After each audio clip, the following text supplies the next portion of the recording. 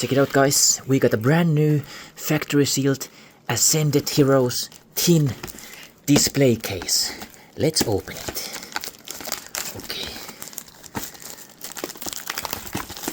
The artwork on this is super cool. We have Chikorita, Totodile, and what is this? Togepi or something. The classic Pokémons. I like that. Ooh, nice. And it goes like this. We have 10 tins on the box and artwork number 1, number 2, and Pikachu. And there's one more, Totodile. Totodile is the best because it was the first Pokemon I had in Pokemon Silver. Can't wait to open this, but it's gonna be too long for this short, so subscribe to the channel, like the video, and I will open all of these on my channel someday.